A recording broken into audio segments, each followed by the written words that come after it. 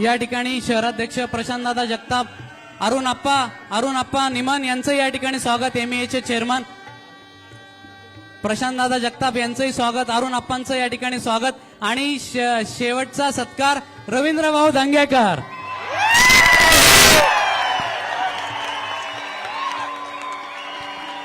मोहनदादा जोशी, प्रशांत धुमाळ.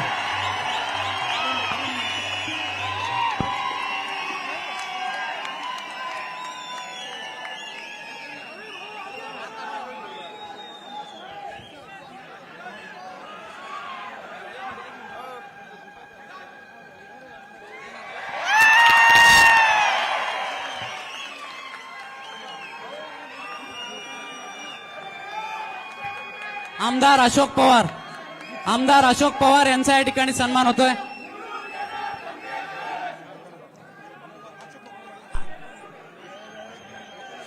आपल्याला आचारसंहितेची बंधनं आहेत. आमदार अशोक पवार, आमदार दीप्ती चौधरी यांचं या ठिकाणी सहर्ष स्वागत.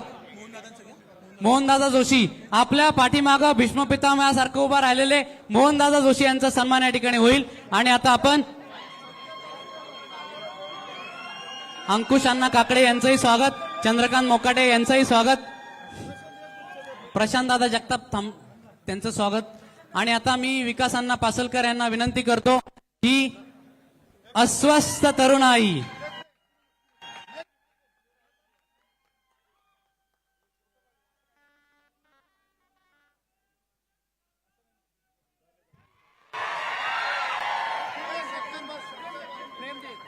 प्रमिला ताईंचा सन्मान या ठिकाणी करा. कार्यकर्त्यांनी जागेवरती जाऊन आता सत्कार करा. सत्कारामध्ये आपला वेळ खूप जातोय. कृपया सर्वांना विनंती, आणि सगळेजण आपल्याला समजूनही घेतील.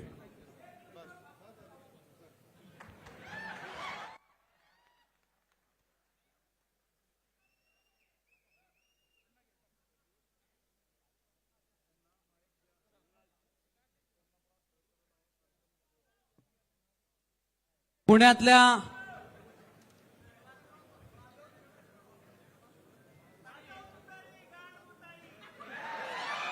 आपण कृपया भाषा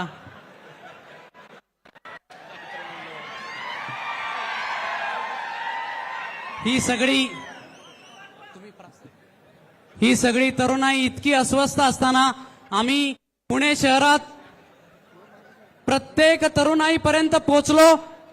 आमच्या पायाला त्या ठिकाणी गोळे आले आणि प्रत्येक तरुणाईला साहेब आश्वासक वाटत होते. तर का वाटत होते, तर आपण ज्यावेळेस सकाळी उठून आवरून बाहेर पडतो त्याच्या अगोदर पवार साहेब 2 जिल्ह्यातून जाऊन 3ऱ्या जिल्ह्यात पवार साहेबांचा प्रवेश झालेला असतो. साहेब, तरुणाईला प्रश्न आहे की एवढा उत्साह आपल्यामध्ये येतो कुठून? आणि या ठिकाणी या कार्यक्रमाचं प्रास्ताविक अखिल भारतीय शिवमहोत्सव समितीचे अध्यक्ष विकास अण्णा पासलकर यांनी करावं.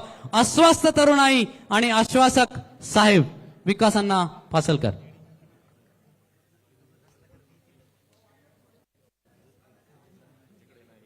अस्वस्थ तरुणाई, आश्वासक साहेब. महाराष्ट्रातील तरुणांचे खऱ्या अर्थाने जे मानसिक संतुलन आणि अस्वस्थता निर्माण झालेली आहे. 10-15 वर्षापूर्वी 2025ला हा देश महासत्ता होईल असं वाटत असताना आज प्रत्येक तरुणाला गेल्या मागच्या 10 वर्षामध्ये का अस्वस्थता आलेली हा खरा प्रश्न आहे. आणि म्हणून या ठिकाणी या अस्वस्थतेसाठी सगळेजण जमलेले आहेत. आणि या जमलेल्या अस्वस्थ तरुणांना आश्वस्त फक्त एकच चित्र दिसतं, ते आदरणीय शरदचंद्रजी पवार साहेब. आज या तरुणांनी जी वेळ मागितली त्या वेळेला साहेबांनी या ठिकाणी मान दिला. आणि सध्या देशात आणि राज्यामध्ये सगळं निवडणुकीचं वातावरण असताना साहेबांनी वेळ दिला, या तरुणांपर्यंत गेलं पाहिजे, पोहोचलं पाहिजे. आज साहेब आले, त्याबद्दल या ठिकाणी साहेबांचं मी मनापासून या ठिकाणी आभार, मनापासून खूप आनंद होतोय.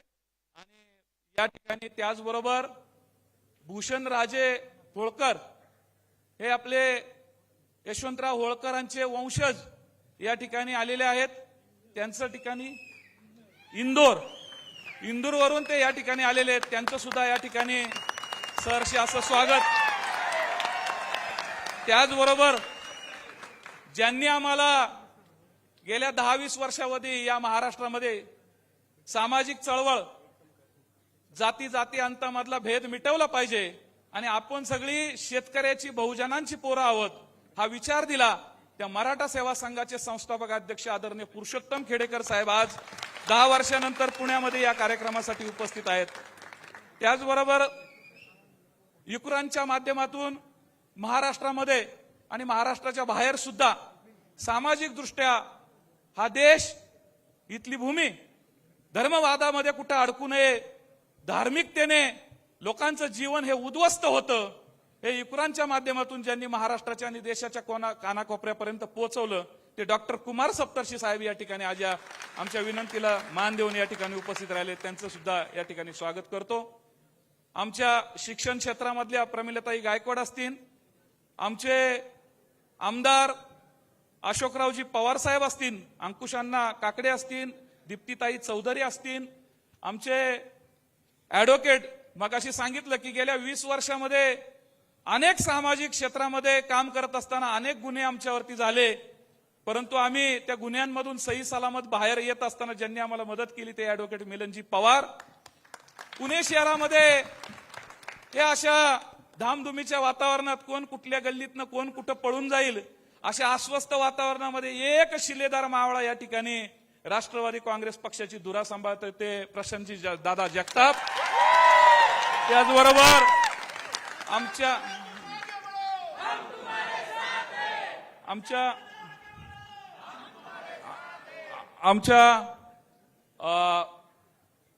सरकारी यंत्रणेमध्ये काम करत असताना कलेक्टर आयुक्त म्हणून काम केलं ते संभाजीराव झेंडे साहेब या ठिकाणी उपस्थित आहेत, त्यांचं सुद्धा या ठिकाणी मी स्वागत करतो. एमयूचे निमन साहेब या ठिकाणी उपस्थित आहेत, त्यांचं देखील या ठिकाणी स्वागत. आमचे मित्र आणि सहकारी आणि माजी आमदार कोथरूडचे पहिले आमदार चंद्रकांतजी मोकाटे साहेब, त्यांचं देखील या ठिकाणी स्वागत करतो. आणि माजी आमदार मोहनदादा जोशी यांचं सुद्धा या ठिकाणी स्वागत करतो. गणेशराव माने यांचं सुद्धा स्वागत करतो. आणि शेवटला कसब्याचा यक्का रवींद्रजी दंगेकर यांचं देखील स्वागत करतो. विचारपीठावरती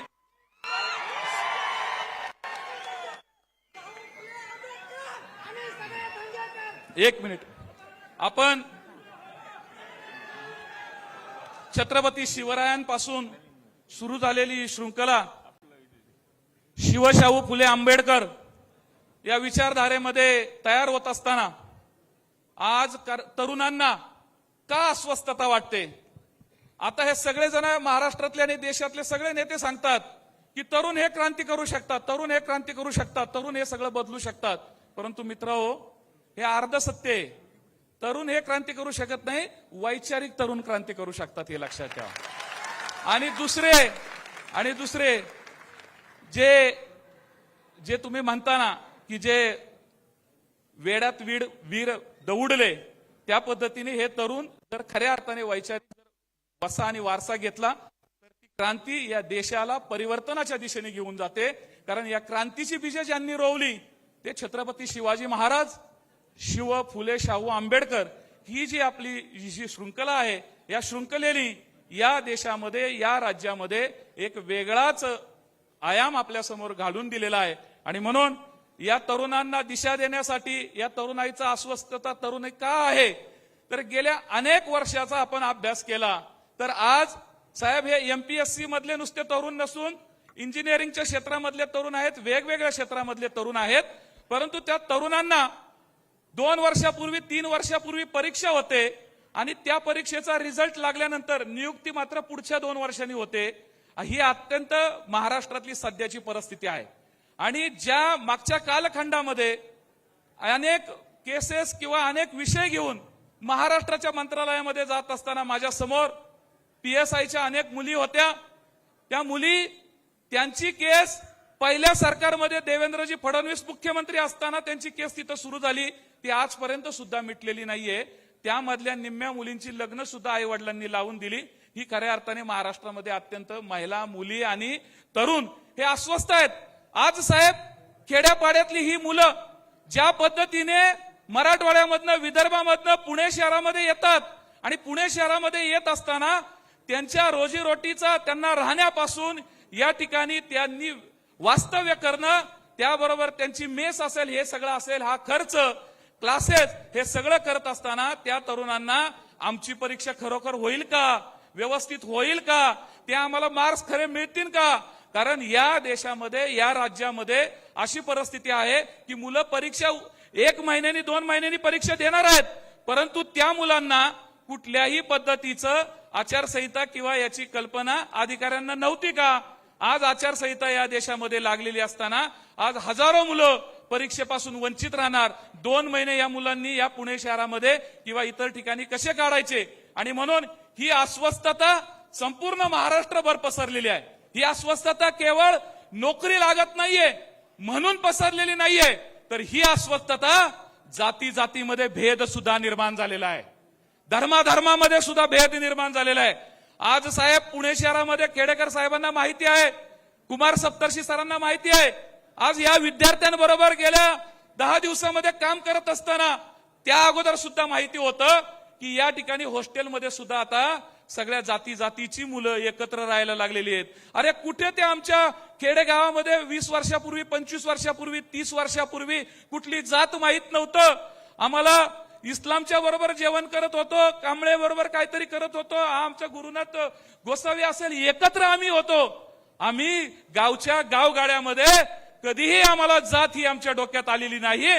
आणि 20-25 वर्षापासून मराठा सेवा संघाने आणि संभाजी ब्रिगेडने आणि अखिल भारतीय शिव महोत्सव समितीने हे जातीय जे वातावरण होतं हे बदलवण्याचा प्रयत्न केलेला होता.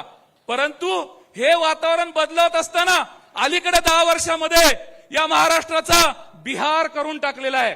मला राजकीय गोष्टीवरती आज भाष्य करायचं नाहीये, परंतु छत्रपती शिवाजी महाराजांचा वारसा आम्ही सांगतो. ज्या छत्रपती शिवाजी महाराजांनी या सगळ्या शाह्यांना नमवलं, आदिलशाही नमवली, निजामशाही नमवली, आणि आज आमचे प्रामाणिक मावळे स्वतःला मावळे म्हणून घेतात आणि ते तिथं दिल्लीला जाऊन मुजरा करतात. ही खऱ्या अर्थाने शोकांतिका आहे. आणि म्हणून या महाराष्ट्रामधील तरुणांनी केवळ एमपीएससीच्या आणि बाकीच्या सार्वजनिक जीवनामध्ये सुद्धा तुमची आमची जबाबदारी आहे. एका कार्यक्रमाच्या निमित्ताने आदरणीय साहेबांना अनेक प्रश्न येतील, मुलं या ठिकाणी आपली व्यथा मांडतील. या कार्यक्रमामधनं किमान आम्ही महाराष्ट्राच्या कानाकोपऱ्यातली तरुणाचा हुंकार जरी पोचवू शकलो ना तरी ते आमच्यासाठी खूप महत्वाचं आहे. आणि म्हणून साहेब तुमच्याकडं आज 84 वर्षाचं वय असताना सगळ्या तरुणांना वाटतं की हा 84 वर्षाचा तरुणच आमचे प्रश्न हा सोडवू शकतो. याबद्दल त्यांच्या मनामध्ये एक खूप मोठी आशा आहे. आज राज्यामध्ये निवडणुका आचारसंहिता लागलेल्या आहेत साहेब. काही मुलांच्या परीक्षा आणि काहींचे प्रश्न आहेत. या प्रश्नाच्या संदर्भामध्ये तुम्ही राज्यपालांशी बोललं पाहिजे की राज्यपाल महोदयांना या काळामध्ये निर्णय घेता येतात. आणि या निर्णयाच्या संदर्भामध्ये काही पोलीस प्रशासनामध्ये काहींच्या नियुक्त्या रखडलेल्या असतील, काही आता काल परवा एमपीएससीचे रिझल्ट लागलेले आहेत, आणि वेगवेगळ्या महाराष्ट्राच्या वेगवेगळ्या खात्याच्या माध्यमातून ज्या परीक्षा झालेल्या आहेत त्याचं सुद्धा या ठिकाणी निवारण करण्याची गरज आहे. आणि म्हणून अलीकडच्या काळामध्ये या देशामधील धार्मिक आणि जातीय विद्वेष जो पसरलेला आहे तो सुद्धा तरुणांच्या अस्वस्थतेचं मुख्य कारण आहे. आणि म्हणून आपल्याला या पुढील काळामध्ये सर्वांना हातात हात घेऊन काम करावं लागेल. या पुणे शहरामध्ये खेडेकर साहेबांच्या मार्गदर्शनाखाली आम्ही 20-25 वर्षामध्ये इथली सामाजिक घडी जी आहे, छत्रपती शिवाजी महाराज, फुले शाहू आंबेडकर, ही व्यवस्था टिकवण्याचं काम मित्रांनो केलेलं आहे.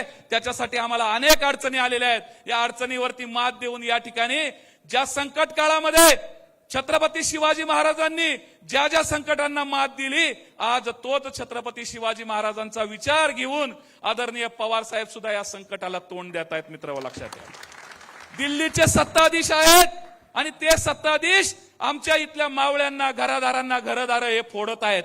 आणि ते सत्ताधीश या महाराष्ट्रातील एक बुलंद आवाज आदरणीय शरदचंद्रजी पवार साहेब यांना संपवण्यासाठी प्रयत्न करत आहेत. परंतु हा कच्चा पेला नाहीये, कच्चा चेला नाहीये.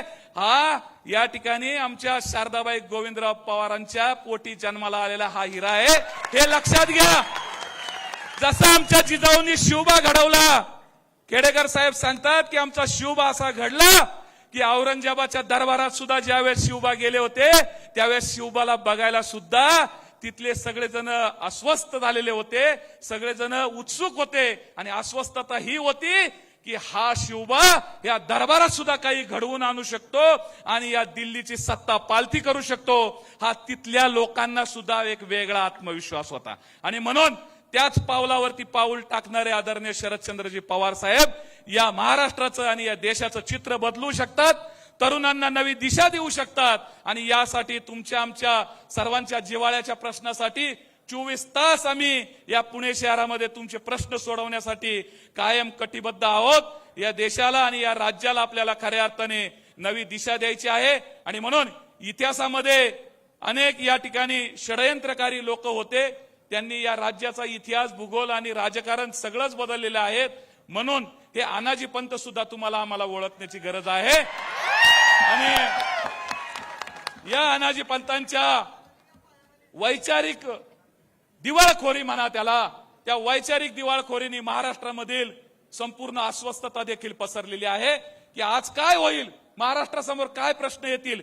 राजकारणाच्या ठिकाणी ठेवून समाजामध्ये अस्वस्थता पसरणार नाही, जाती जातीमध्ये तेढ निर्माण होणार नाही, धर्माधर्मामध्ये संघर्ष निर्माण होणार नाही. ही राज्याच्या प्रमुखांची जबाबदारी असते, परंतु ते प्रमुख आज आपली जबाबदारी विसरलेले आहेत आणि खऱ्या अर्थाने तरुण या देशाचं भवितव्य असतं आणि म्हणून तरुणांचं संरक्षण कसं केलं पाहिजे. मला काल परवा सुद्धा माहिती मिळाली की राजस्थानमध्ये साहेब 500 रुपये एका मुलाने एकदा भरले की तो वर्षभर त्या परीक्षा देत राहतो आणि आज आमच्या महाराष्ट्रामध्ये प्रत्येक परीक्षेला 1000 रुपये त्या मुलाला द्यावे लागतात, 1000 रुपये भरावे लागतात आणि त्या माध्यमातून त्याने किती परीक्षा द्यायच्या, किती वेळा त्या आई वडिलांना कर्ज काढायला लावायचं. आज मराठवाड्यातल्या आमच्या सर्वसामान्य कुटुंबातल्या मुलांना त्याच्या आई वडिलांच्या 25,000 रुपये सुद्धा उत्पन्न नसतं, त्याचे आई वडील गळ्यातले दागिने घाण ठेवून सुद्धा या ठिकाणी आपल्या मुलाला परीक्षेसाठी पाठवतात, शिकण्यासाठी पाठवतात.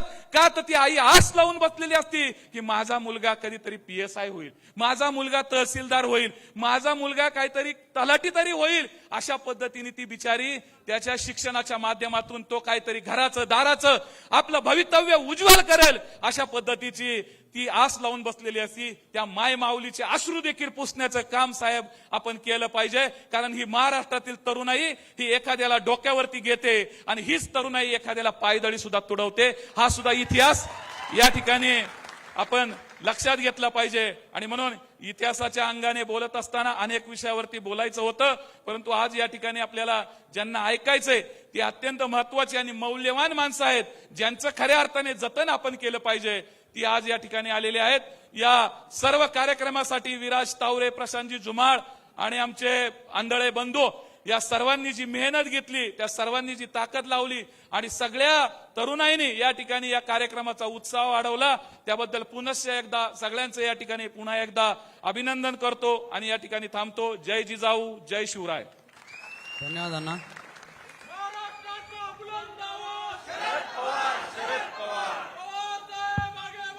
हम तुम्हारे साथ हैं. काळ्या आईशी इमान राखणाऱ्या, काळ्या आईशी इमान राखणाऱ्या शेतकऱ्यांना आपला वाटणारा नेता म्हणजे शरद पवार. शेतकऱ्यांच्या दुःखाची जाणीव असलेला लोकनेता आणि त्यांच्यासाठी हजारो कोटींची कर्जमाफी करणारा नेता म्हणजे शरद पवार साहेब. आणि आज इथं बीड परळीवरून एक अस्वस्थ तरुण जो पुण्यामध्ये राहतोय, विजय आंधळे, जो अनेक वर्ष झालं या ठिकाणी तयारी करतोय.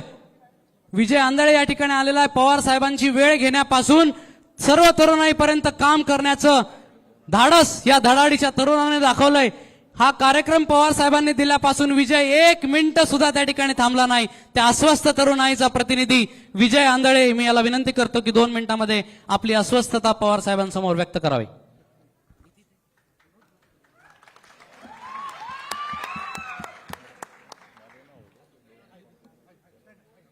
अस्वस्थ चित्त काय की काय बोलावं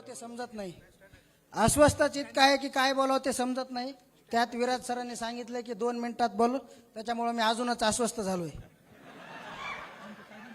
साहेब, विद्यार्थ्यांचा प्रतिनिधी म्हणून माझी जबाबदारी आहे की नेमकी काय अस्वस्थता आहे आमची ती तुमच्यापर्यंत पोहोचली पाहिजे. साहेब, 2023 या वर्षामध्ये वेगवेगळ्या खात्याअंतर्गत कमीत कमी 25 ते 30 परीक्षा झाल्यात. एका परीक्षेची फीस 1000 रुपये. साहेब, 30,000 रुपये जर फक्त परीक्षेचं शुल्क भरायचं असेल, बाकी खर्च फॉर्म भरलेला असतो. कोल्हापूरला सेंटर येतंय, नागपूरला. हे नागपूरचं सेंटर आधी आपल्याला बंद पाडायचंय.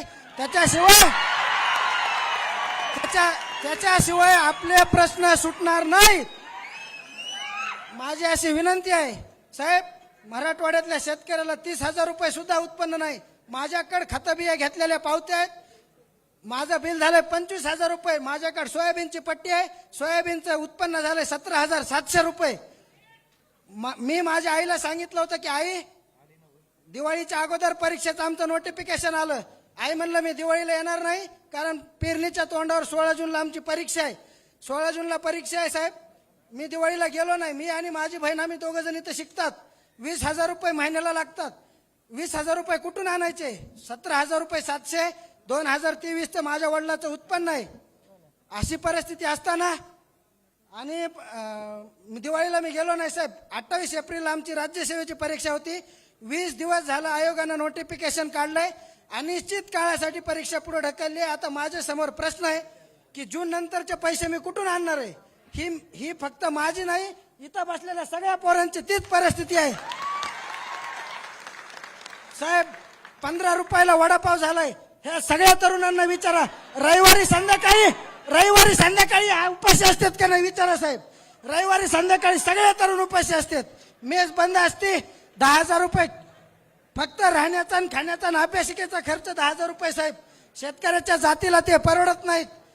मी शेतकऱ्यांचा साहेब, एक उपमुख्यमंत्र्याला प्रश्न केला की तुम्ही 1000 रुपये फीस का ठेवताय? त्यांनी उत्तर दिलं की विद्यार्थ्यांना सिरियसनेस यावा म्हणून. विद्यार्थ्यांना सिरियसनेस यावा म्हणून. माझी अशी विनंती आहे, आदरणीय फडणवीस साहेब, तुम्हाला आमचा सिरियसनेस बघायचा असेल, तुम्ही सरकार पाडण्यासाठी जसं वेषांतर करून जात होतात तसं वेषांतर कर. तुम्ही नारायण सदाशिव शनिवार पेठेत हिंडून बघा. तुम्हाला तरुणांमधील सिरियसनेस दिसून येईल. तुम्हाला तरुणांमधील सिरियसनेस तुम्ही नाहीत. सिरियसनेस तुम्ही शेतकऱ्यांबद्दल नाहीत. सगळी शेतकऱ्यांची पोरं आहेत. शेतकरी अस्वस्थ आहे म्हणून त्यांचे तरुण अस्वस्थ आहेत. तुम्ही व्यापाऱ्यांच्या जीवावर निवडून आलात. व्यापारी सुद्धा अस्वस्थ आहे. एवढा अंडर करंट आहे. साहेब, राजकीय भाषण करायचं नाही, पण सगळ्या अडचणी ह्या चुकीच्या राजकारण्यांनी विद्यार्थ्यांसमोर आणून ठेवलेले आहेत. माझे असे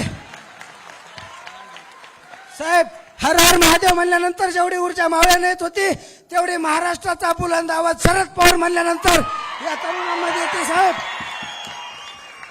मी एक कविता आणलेली आहे. महाराष्ट्रभूषण मंगेश पाडगावकरांची माफी मागून मी सलाम ही कविता तुमच्या समोर सादर करतो. भय आणि शोषण यांचा पाय असलेली आणि खोट्या शब्दांनी झुलवणारी आपली जी संस्कृती आहे, त्याबद्दल माझ्या शेतात काम करणाऱ्या आई वडिलांना मी सलाम करून, सलाम सबको सलाम, ज्याच्या हातात दंडा त्याला सलाम, लातेच्या भयाने डावा हात गांडीवर ठेवून उजव्या हाताने सलाम, बघणाऱ्याला सलाम न बघणाऱ्याला सलाम, विकत घेणाऱ्याला सलाम आणि विकत घेण्याचा इशारा करणाऱ्याला सलाम, ईडीला सलाम, सीबीआयला सलाम, पोलिसांच्या चौकशीला सलाम. साहेब, ही तरुण ईडी सीबीआयला अस्वस्थ होऊन नाही, ही सरकारच्या चुकीच्या धोरणाला अस्वस्थ होऊन इथं तयार झालेली पिढी आहे. साहेब, फुले शाहू आंबेडकरांच्या महाराष्ट्रात जाती जातीत भांडण लावणाऱ्या अनाजी पंतांना माझा सलाम. सलाम प्यारे भाई और बहनों, सबको सलाम. साहेब, विद्यार्थी अस्वस्थ, शिंद्यांना सलाम, मिंद्यांना सलाम, खोक्यांना सलाम, बोक्यांना सलाम. साहेब, आता मी शेवटचं आता मी पवार साहेबांना डेडिकेट एक शेर म्हणणार आहे. लहू में भीगे तमाम मौसम गवाही देंगे कि तुम खड़े थे, वफा के रास्ते का हर मुसाफिर गवाही देगा कि तुम खड़े थे। शहर का सूरज गवाही देगा जब अंधेरे की कोख से निकलने वाले सोचते थे कि कोई जुगनू बचा नहीं तो तुम खड़े थे। तुम्हारे भाई, तुम्हारे बेटे, तुम्हारी बहनें, तुम्हारे माए, तुम्हारे मिट्टी का जर्रा जर्रा गवाही देगा कि तुम खड़े थे। सौ आने वाली तमाम नस्लें गवाही देंगे कि तुम खड़े थे। पवार साहेब, या महाराष्ट्राला तुम्ही होता।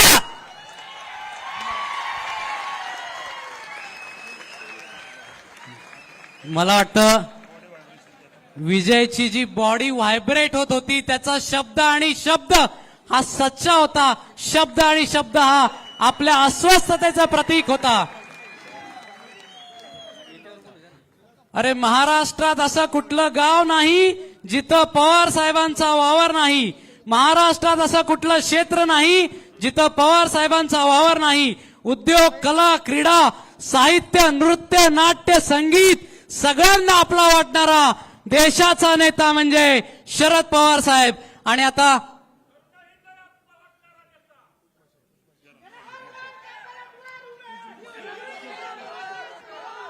या ठिकाणी उजमा शेख PSI झालेली मुलगी आहे, ती आपलं मनोगत व्यक्त करेल. उजमा पुढे पुढे उजमा पुढे.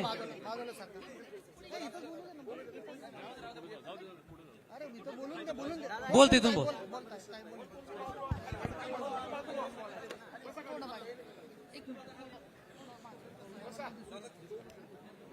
नमस्कार, मी शेख उजमा सलीम. नुकतीच माझी PSI या पदी निवड झालेली आहे. मी बीड जिल्ह्यातील आष्टी तालुक्यातून आली आहे. 4 महिन्यांची असताना माझ्या वडिलांचं छत्र हरवलं, परंतु आईनं खचून न जाता सांभाळ करून मला इथपर्यंत आणलं.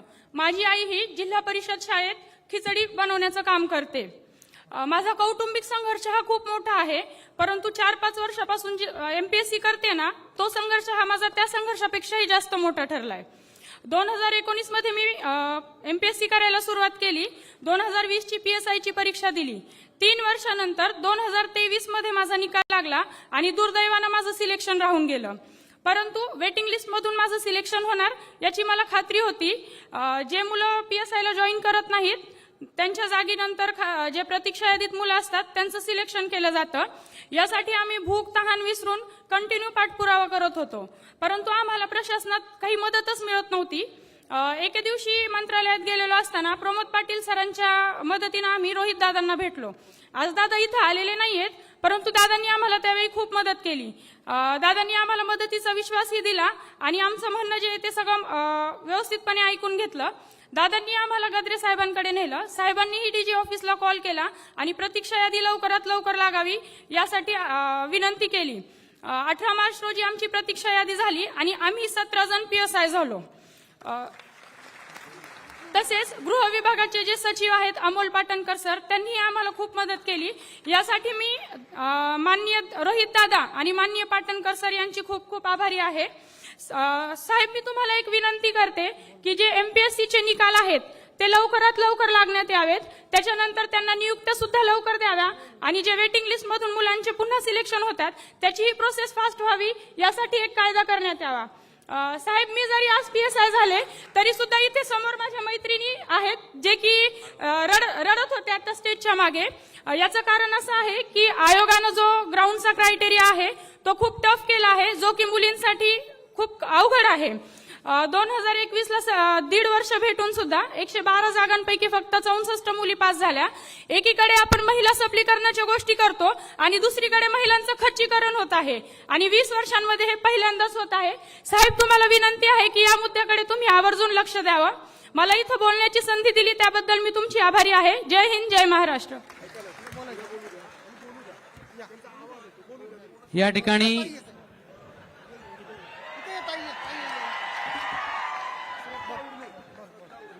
या ठिकाणी श्रद्धा उरणे BDO झालेली आहे. श्रद्धा आपलं मनोगत व्यक्त करते. श्रद्धा उरणे. आदरणीय साहेब, व्यासपीठावरील मान्यवर आणि उपस्थित सर्व विद्यार्थी मित्रमैत्रिणींनो, मी श्रद्धा उरणे सोलापूर जिल्ह्यातील अनगर या गावातून आलेली आहे. 2018 साली माझं ग्रॅज्युएशन यशवंतराव चव्हाण मुक्त विद्यापीठातून पूर्ण झालं आणि आता 2023 साली माझी तलाठी, दुय्यम निबंधक STI ASO आणि त्याचबरोबर उपशिक्षणाधिकारी पदी निवड झालेली आहे. साहेबांचं सुरुवातीला आभार मानते, कारण मी तीच विद्यार्थिनी आहे जे तुम्हाला 2 वर्षापूर्वी पाहिलं होतं. बालगंधर्व चौकात आपलं MPSCचं आंदोलन झालं होतं आणि ऑब्जेक्टिव्ह पॅटर्नसाठी आपण जे आंदोलन केलं होतं आणि आपण त्यासाठी पाठपुरावा दिला आणि त्यामुळे 2 वर्ष अटेम्प्ट आम्हाला ऑब्जेक्टिव्ह पॅटर्नचा वाढवून मिळाला. त्यामुळेच माझी उपशिक्षणाधिकारीपदी निवड झाली. माझ्यासारख्या बऱ्याच विद्यार्थ्यांची यावेळेस निवड झाली. त्या सर्वांच्या वतीने मी आपला आभार मानते. आपल्याला सर्वांच्या वतीनं मला एक विनंती करायची आहे. 2024 सालीचा जो अटेम्प्ट आहे राज्यसेवेचा, तो हा ऑब्जेक्टिव्ह पॅटर्नचा शेवटचा अटेम्प्ट असणार आहे आणि अजूनही त्यामध्ये जागा कशा होणार आहेत, क्लास 1च्या किती आहेत, क्लास 2च्या किती आहेत, अजूनही त्या कळालेल्या नाही आहेत. क्लास 1च्या जागा तर अत्यंत कमी आलेल्या आहेत. जर वर्षातून एकदा ऍड येते आणि क्लास 1च्या जागा ह्या 50 पेक्षा सुद्धा जास्त नसतात, तर आम्हाला DC होण्याचं, डेप्युटी कलेक्टर होण्याचं, DYSP होण्याचं स्वप्न हे आमचं कुठं तर भंग पावतंय. सर्वांच्या वतीने मला तुम्हाला विनंती करायची आहे की आपण वैयक्तिक पातळीवरती पाठपुरावा करावा आणि क्लास 1च्या जागा जेवढ्या जास्तीत जास्त वाढवण्यात याव्यात. UPSC पॅटर्न प्रमाणे मोजक्या जागा या प्रत्येक वर्षी याव्यात यासाठी विनंती करावी. इथे आयोजकांनी मला बोलवलं आणि 2 शब्द बोलण्याची संधी दिली, याबद्दल मी सर्वांचे आभारी आहे. जय हिंद, जय महाराष्ट्र. या ठिकाणी अस्वस्थ तरुणाईची प्रतिनिधी अश्विनी डोके सातव आपलं मनोगत व्यक्त करते. सन्माननीय सभागृह आणि या सभागृहात उपस्थित असलेले सगळे अस्वस्थ तरुण, आज या ठिकाणी अस्वस्थ तरुणाई आणि आश्वासक साहेब हा एक संवाद आयोजित करण्यात आलेला आहे. हिथले तरुण, या ठिकाणी असलेले तरुण हे फक्त अस्वस्थ नाही आहेत, तर त्याच बरोबर भरकटलेली आहेत. हे सगळ्यात महत्वाचं आहे. ती भरकटण्याची कारणं काय आहेत याच्यावरती पहिल्यांदा आपण लक्षात घेतलं पाहिजे. एकूण बेरोजगारीचं प्रमाण या देशामध्ये 83% आहे आणि त्या 83%मधले 34% तरुण जे आहेत, 34% हे जे तरुण आहेत त्यांचं वय वर्ष, बेरोजगारीचं जे प्रमाण आहे 83%पैकी 34% हे जे प्रमाण आहे त्यामध्ये जवळपास 45% तरुण आहेत की जे 30च्या-35च्या आतले आहेत. मग ही अस्वस्थता का वाढणार नाही? ही अस्वस्थता फक्त रोजगारापुरती मर्यादित नाहीये. ही अस्वस्थता आमच्या एकूणच आयडेंटिटी संदर्भातली आहे. नेमकं काय म्हणून आम्ही या समाजाला सामोरं जायचंय? 90च्या पर्यंतचा कालखंड जर पाहिला, त्याबरोबर वाढणारी ही सगळी पिढी आहे आणि या पिढीमध्ये आम्ही वाढत असताना माणूस म्हणून, संविधानाला अभिप्रेत असलेला माणूस म्हणून जडणघडण जी आहे ती होत होती. परंतु 2014 नंतर इथलं जे वातावरण बदललेलं आहे, त्यानंतर धार्मिकता आणि सांप्रदायिकता हे 2 महत्वाचे मुद्दे जे आहेत ते महत्वाचे ठरतात आणि त्या ठिकाणी मग आमचं शिक्षण, आरोग्य आणि रोजगार हे कुठेतरी मागे पडत चाललेलं आहे आणि फोकस केला जातोय तो केवळ आणि केवळ धर्मांधता वाढवण्यामध्ये. आम्हाला कुठेतरी राम मंदिराचं स्वप्न दाखवलं जातं. राम मंदिर उभं केल्यानंतर रोजगाराचा प्रश्न सुटेल असं सांगितलं जातं. प्रत्यक्षात मात्र तसं होताना सुटत नाही. वर्षानुवर्ष 5 वर्ष 6 वर्ष उच्च शिक्षण घ्यायचं, आईबापांनी कर्ज काढायचं आणि ते कर्ज काढल्यानंतर मग कुठेतरी थाटामध्ये एखादी वडापावची गाडी लावायची आणि त्या गाडीला नाव द्यायचं engineer vada pav, MBBS vada pav, MBA vada pav. जर मग वडापावाची गाडीच लावायची असेल तर आई बापाला कर्जामध्ये का ढकललं असतं आम्ही? का विदर्भाचा वगैरे सगळा तो भाग सोडून पुण्यामध्ये शिकायला MPSC करणारे हे तरुण का आले असते? कुठेतरी अभिप्रेत शिक्षणातून रोजगार मिळेल अशी अभिप्रेत असणारी प्रणाली आमच्याकडे का विकसित झाली नाही? या सगळ्यामुळे हे तरुण अस्वस्थ आहेत. आरक्षणासाठी आम्ही सगळे भांडतोय.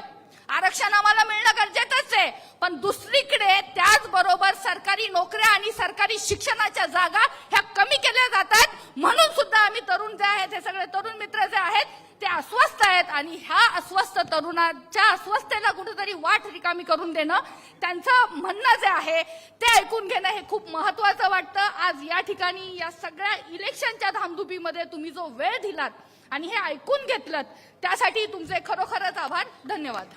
धन्यवाद अश्विनी. आता सक्षना सलगर अस्वस्थ तरुणाईची प्रतिनिधी आणि महाराष्ट्रामध्ये जिचा बुलंद आवाज, शरद पवारांचा आवाज म्हणजे सक्षणा सलगरचा आवाज, असं सध्याचं चित्र असताना सक्षण आता आपल्याला माहिती आहे की महाराष्ट्रातल्या सगळे जाती धर्म हे पवार साहेबांच्या बरोबर आहेत.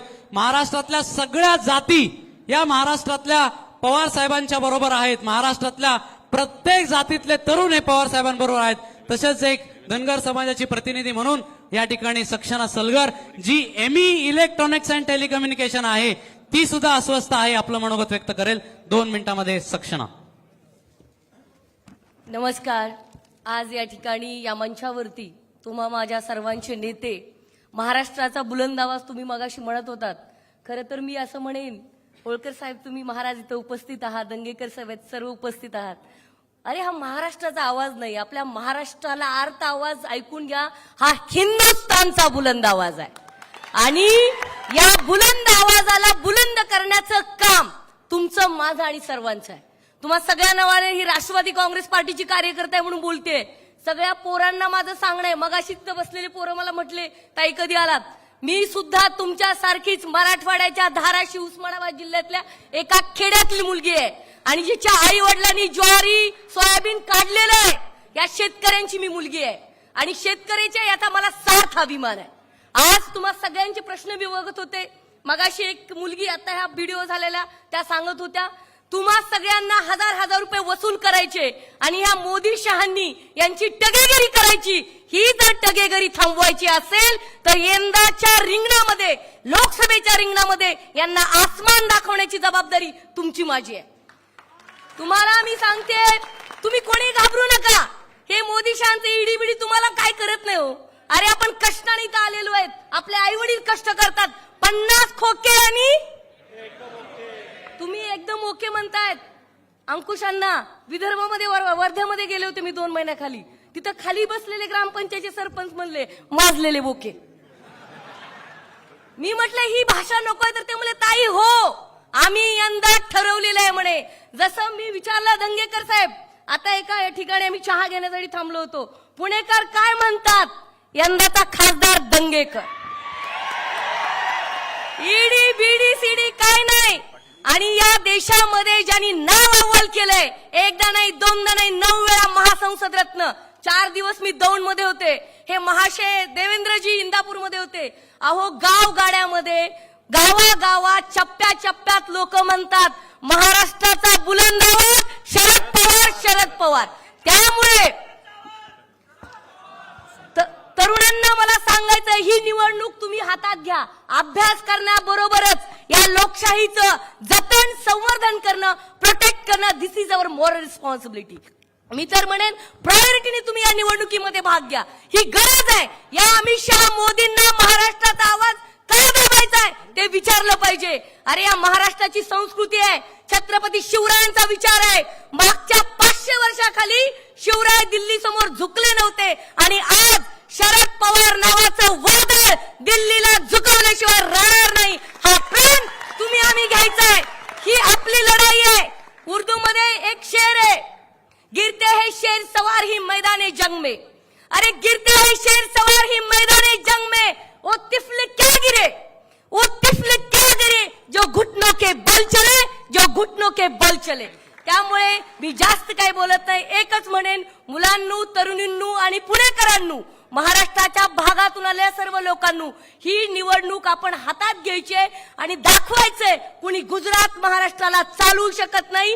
हमारा शेर जिंदा है और एक बताना जो इनका बताते कि इनकी एज क्या हो गई, उम्र क्या हो गई, त्यांना एकच सांगणं आहे, शेर बूढ़ा भी हो जाए तो घास नहीं खाता.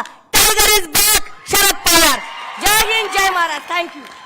क्या बात आहे, tiger is back, Sharad Pawar, Sharad Pawar. मला वाटतं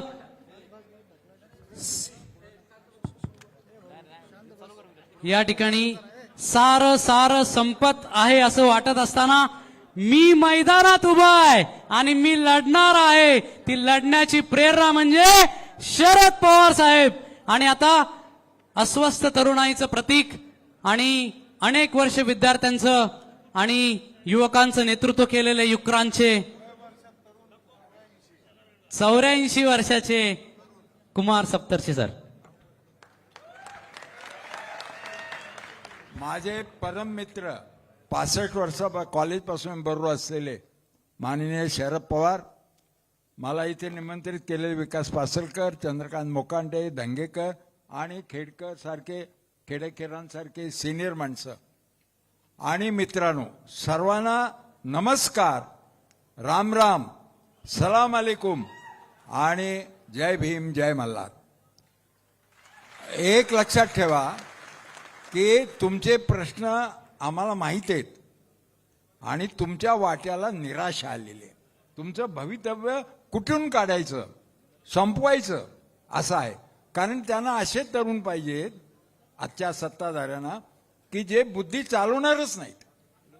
त्यांना सांगण्यात येतं की वर बुद्धीचे भीम पडले, तू विचार करू नकोस. पण आपण विचार करतो म्हणून अस्वस्थ आहोत आणि आपल्याला प्रश्न सोडायचे. आणि एक लक्षात ठेवा की सर्व प्रश्नांची उत्तरं आपल्या स्वतःमध्ये नसतात, ती समाजाच्या व्यवस्थेत राजकारणात असतात. राजकारणात सर्व गोष्टींचे अंतिम निर्णय होतात, म्हणून राजकारणापासून कोणालाही दूर राहता येत नाही. आणि अशा वेळेला आता देशामध्ये जे काय चाललंय ते ताबडतोब गेलं पाहिजे. हे कोणाचं राज्य आहे? ते एक व्यापारी लॉबी आपल्यावर राज्य करते आणि प्रत्येक गोष्टीत पैसा आणि खंडणी काढते. त्यांना काही जनतेचं देणं घेणंच राहिलेलं नाही हे दिसतंय. आणि आपल्याला महाराष्ट्रात मतदान करायचंय, पण निवडणूक देशाची आहे. आणि महाराष्ट्रात तर काय चाललंय, वरून कीर्तन आतून तमाशाचे, सगळा मनोरंजन जास्त आहे, याच्यात काही राजकारण चाललेलं नाही. आणि अशा याच्यामध्ये तुम्हाला शहाणपणानं हे आव्हान स्वीकारावं लागेल. कारण कुठल्याही समाजावर संकट आलं तर तिथली तरुणाईच अंगावर घेत असते ते. आणि आमच्या पिढीनं घेतलंय म्हणून आम्हाला सांगण्याचा थोडासा गुंजभर अधिकार आहे. आमची पिढी संयुक्त महाराष्ट्र निर्माण करण्याचं आंदोलन घेतलेली पिढी आहे. 56 ते 60 आम्ही लढत होतो आणि त्यावेळेला महाराष्ट्रामध्ये जात गायब झाली होती. ना कोणी बामण होता, ना कोणी मराठा, ना माळी, ना धनगर, ना दलित. सगळ्यांना पाहिजे होतं की आपलं द्विभाषिक राज्य होतं, गुजरात आणि आपण एकत्र राज्य होतं. तर गुजरातचं ओझं बाजूला करून आम्हाला संयुक्त महाराष्ट्र पाहिजे होता, मुंबईसह. तेव्हा सगळी पिढी लढली. तर त्या पिढीनं त्या काळातलं आव्हान स्वीकारायचं असतं, कारण त्यांच्यात एनर्जी असते. नाहीतर काय 22 वर्षाचे वृद्ध असतात, काय होणार नाही, ते ईव्हीएम मशीन आहे, आता मरतंय का मग मरतंय, असे असतात. म्हणून जो चॅलेंज स्वीकारत नाही तो तरुण असूच शकत नाही. तर आत्ताचं आव्हान आहे कशावर हल्लाबोल करायचा आहे. तर हल्लाबोल आहे देशाला मुक्त करायचंय व्यापारी कचाट्यातून. आणि ही गुजराती लॉबी आहे, म्हणजे संयुक्त महाराष्ट्रासारखं आंदोलन आहे. असंच तरुणांनी घेतलं होतं आणीबाणी घालवण्याच्या वेळेला. पक्ष वीक होते, पैसे नव्हते. एका घोड्याला 19 महिने रोज इनिमा दिला आणि दुसऱ्या घोड्याला 19 महिने चंदी घातली आणि त्यांची स्पर्धा लावली. अशी 77ची लोकसभा निवडणूक होती. इतके हवालदिल झालेले आम्ही जनता पार्टीचे लोक, पण तरुणांनी हातात घेतली निवडणूक आणि पैसा लागला नाही, काही लागलं नाही. तर तीच तिसरी वेळ महाराष्ट्रावर आता आलेली आहे की पक्ष वीक आहेत. विरोधी पक्ष वीक नसते, त्यांचा चिखल झाला नसता तर कमळ उगवलंच नसतं. कमळ फक्त चिखलात उगत. आणि धर्माच्या नावाखाली लोकांचे मेंदू बंद पाडणं, म्हणजे जसं काही मोदी आले मग धर्म आले. धर्म आपल्या देशामध्ये 2-2 हजार वर्षापासून. जगात जेवढे धर्म आहेत तेवढे भारतात आहेत. मग बाकीच्या लोकांना चाललं सर्व धर्म. आणि आत्ताच काय अडचण आली, जाती आधीपासूनच आहेत देशात, पण जाती द्वेष आत्ता वाढलेला आहे. आता ओबीसी, मराठा, बामण, मराठा सगळं असं नुसते भांडणं, म्हणजे द्वेषाने बुद्धी बंद पडते. म्हणून बुद्धी. आणि असा काळ जर्मन नावाच्या देशात 90 वर्षापूर्वी आला होता. एका हिटलर नावाच्या माणसानं सगळ्यांची बुद्धी नष्ट करून टाकली होती, चांगल्या चांगल्याची. तर आपली सतसत विवेक बुद्धी आपल्याला जपायला पाहिजे. आपण बुद्धीनं विचार करायला पाहिजे. आता इलेक्ट्रॉल बॉन्ड्स वगैरे बघितले आपण, तर काय सगळं खंडणी करणारं सरकार खंडणीवाल्यांना पकडतं, तर हे सरकारच खंडणी बहादर आहे. तर अशा सरकारला घालवणं, विरोधी पक्ष वीक असतील, त्यांच्यात वाद असतील, उमेदवार पसंत नसेल, पण एवढी एकच गोष्ट तुम्हाला RSS वाल्यांकडनं घेतली पाहिजे, भाजपवाल्याकडे. ते काय करतात, कुणी उमेदवार आला की त्यांचं सैन्य फिरतं. कळलं का तुम्हाला? उमेदवार फार मोठा चांगला आहे म्हणजे शेंदूर लावायचा.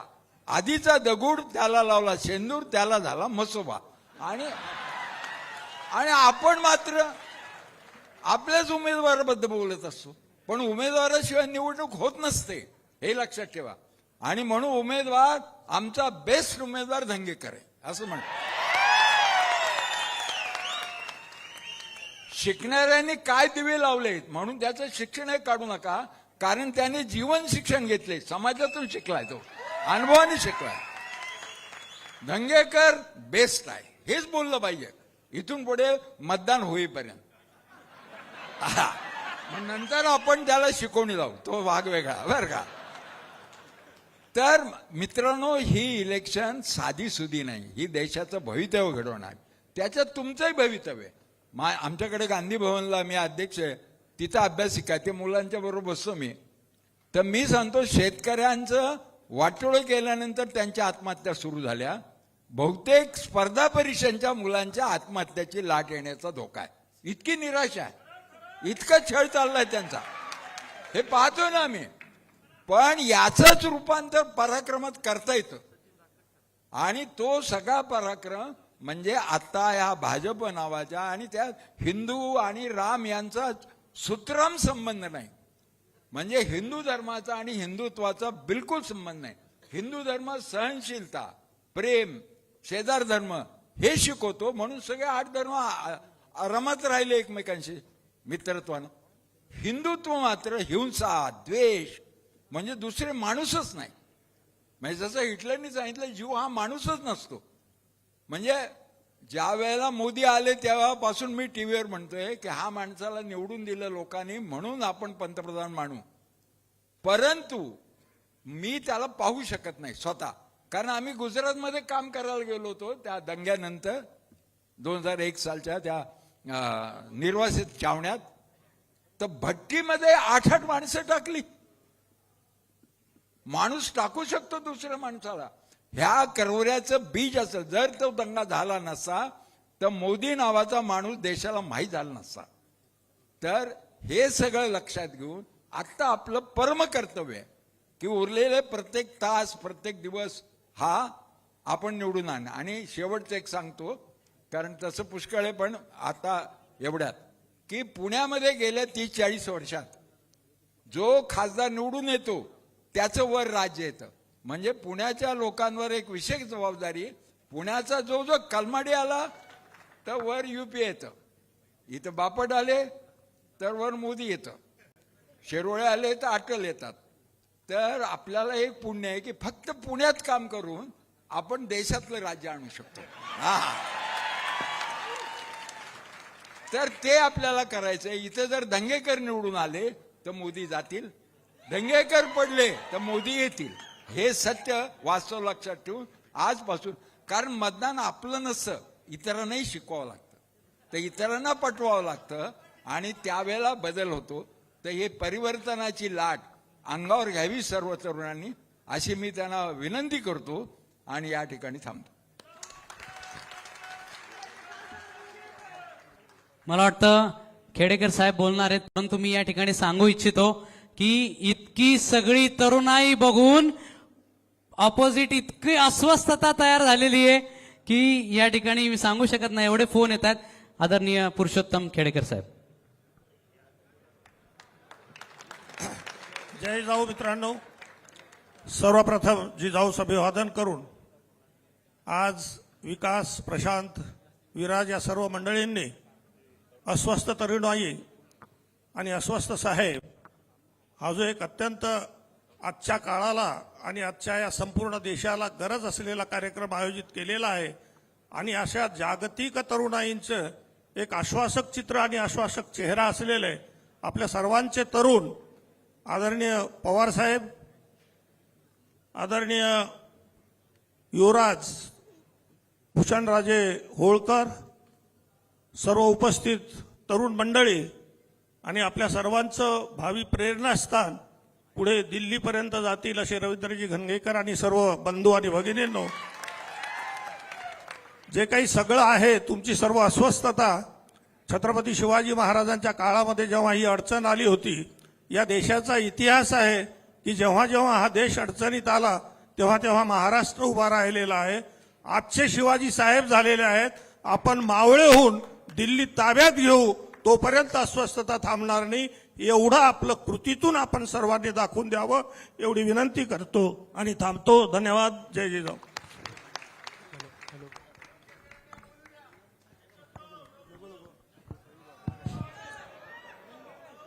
या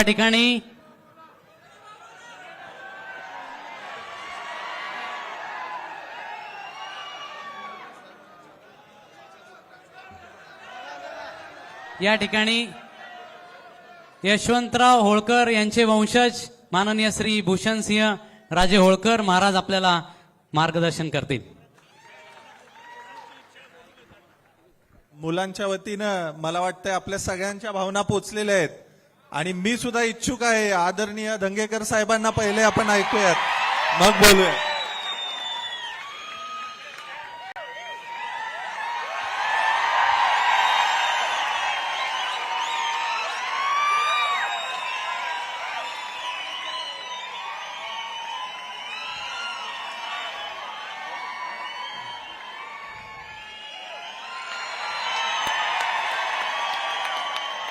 आदरणीय पवार साहेब, सन्माननीय व्यासपीठ, मी काय पवार साहेबांच्या समोर भाषण करणार नाही. मी तुमच्यासारखा एक तरुण आहे आणि मला बी आश्वासक चेहरा त्यांचा वाटतं. मी एकच घोषणा देईन, ती मुंबईत आणि दिल्लीत गेली पाहिजे. छत्रपती शिवाजी महाराज की, शरद पवार, शरद पवार.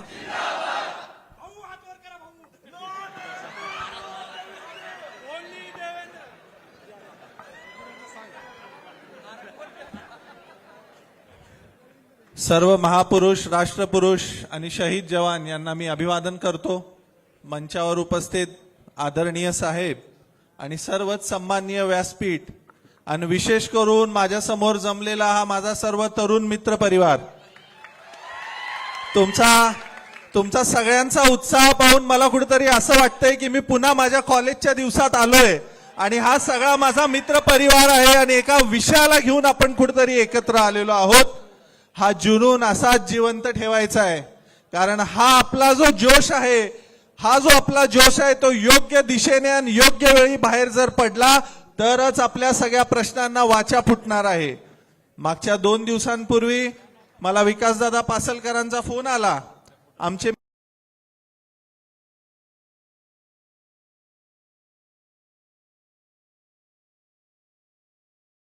अभ्यासिका असेल, प्रत्येक ठिकाणी मी येत असतो, आपल्याबरोबर संवाद होत असतो. मला एक गोष्ट जाणवली की कुठेतरी मनामध्ये आपल्या सगळ्यांच्या खदखद आहे. आज ही तरुणाई कुठेतरी उदास आहे आणि त्यांच्या प्रश्नांना कुठेतरी वाचा फोडली जात नाही.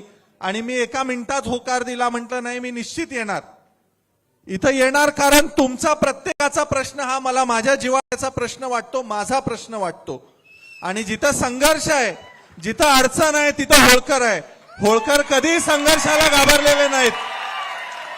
होळकरांचा इतिहास आहे, जेव्हा जेव्हा देशावर संकट आलं होळकर त्या संकटाला सामोरे जायला उभारले. अपॉर्च्युनिस्टिक, संधी साधूपणा होळकरांनी कधी केलेला नाही आणि तो कधी करणार सुद्धा नाही.